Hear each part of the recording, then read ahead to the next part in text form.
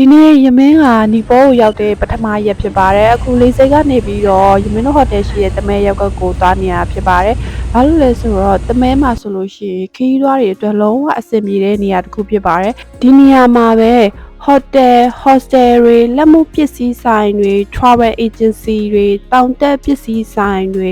စားတောက်ဆိုင်တွေဆေးဆိုင်တွေအစပေါ့နော် coffee ဆိုင်တွေနဲ့လက်ဆောင်ပစ္စည်းရောင်းတဲ့ဆိုင်တွေအစုံအကုန်ရှိပါတယ်တမဲရက်ကွက်ဟာခမန်တူရဲ့တီးတန်းမျိုးငယ်လေးနဲ့တောင်တူပါတယ်။ဘာလို့လဲဆိုတော့တမဲကနေ့နဲ့ညတော့ဘာမတူဘူးပေါ့နော်။နေ့ဘက်မှာဆိုလို့ရှိရင် shopping ထွက်နေတဲ့တောင်တက်သမားတွေခီးသွားဧည့်သည်တွေအပြည့်ဖြစ်ပြီးညဘက်ရောက်ရင်တော့ဘားတွေ club တွေ rooftop restaurant တွေဟာဒီအောင်ဆုံးအပြည့်နဲ့နေ့ကနဲ့မတူတဲ့ vibe မျိုးချက်ချင်းပြောင်းသွားတယ်ပေါ့နော်။ဒါကြောင့်မလို့နီပေါ်ရောက်ရင်ဘာမှစဉ်းစားစရာမလိုဘူး။တမဲရက်ကွက်မှာတဲတာနဲ့တင်အကုန်ပြည့်စုံပါတယ်။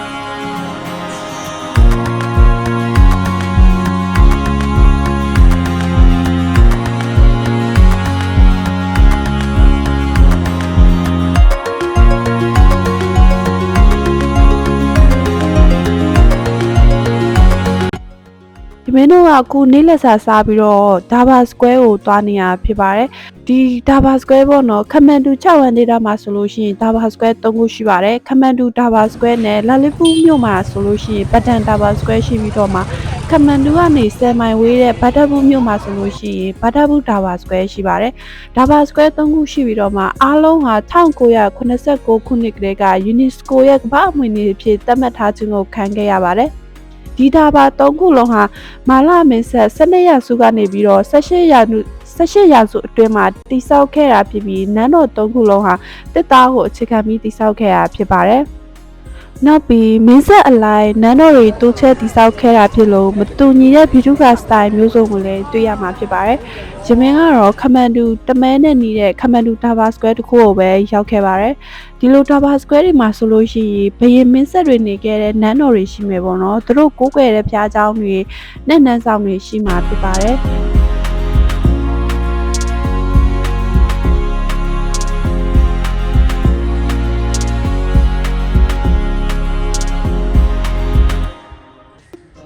ဒီနေရာဆိုလို့ရှိရင်ဟာနုမန်တို့ဟာနန်းတော်လို့တီးရပါတယ်။ဘာလို့လဲဆိုတော့နန်းတော်ဝင်ပေါက်ရှိမှာဟာနုမန်ဒီမြောက်ဖျားရုပ်ထုရှိလို့ဒီအမြင်တွင်ခဲ့ရလို့လည်းတီးရပါတယ်။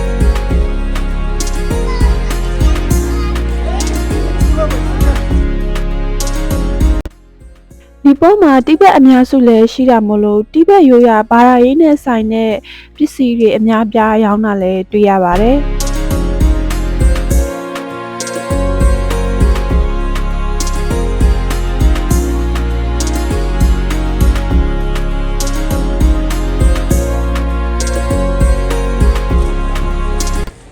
ဒီနေရာမှာဆိုလို့ရှိရင်ကူမာရီလို့ခေါ်တဲ့တက်ရှိနတ်ဖျားမှာနေထိုင်တဲ့အိမ်တော်လည်းရှိပြီးကူမာရီရဲ့အိမ်တော်ဟာဆိုလို့ရှိရင်မာလာခေရဲ့အကောင်ဆုံးတက်တာဘူပညာတွေနဲ့တိဆောက်ထားတာကိုတွေ့ရမှာဖြစ်ပါတယ်။တက်ရှိနတ်ဖျားမကိုဖူးချင်တော့ပွဲတော်ရက်တွေတို့မဟုတ်တတ်မှတ်ထားတဲ့အချိန်တွင်းမှာတော့တွေ့နိုင်ပါတယ်။ဒီနေရာဟာနီပေါနိုင်ငံရဲ့ဘာသာရေးယဉ်ကျေးမှုအလုံးပေါင်းစပ်ထားတဲ့ယနေ့တိုင်အသက်ဝင်နေတဲ့သမိုင်းမြေနေရာတစ်ခုလည်းဖြစ်ပါတယ်။ဒါကြောင့်နီပေါရောက်ရင်ဒီလိုထူးခြားတဲ့တစ်တာနဲ့တိဆောက်ထားတဲ့အမှုပညာလက်ရာတွေရှိတဲ့သူတို့နိုင်ငံရဲ့ရိုးရာစစ်စစ်ဖြစ်တဲ့ဒါဘာစကွဲ area တွေကိုတွားရောက်လည်ပတ်တင်ပါတယ်။ဒါဘာစကွဲ vlog လေးကဒီမှာပဲအဆုံးသတ်သွားပြီမို့အားလုံးပဲတတပါနောက်ထပ် vlog မှာထပ်တွေ့ကြမယ်နော်။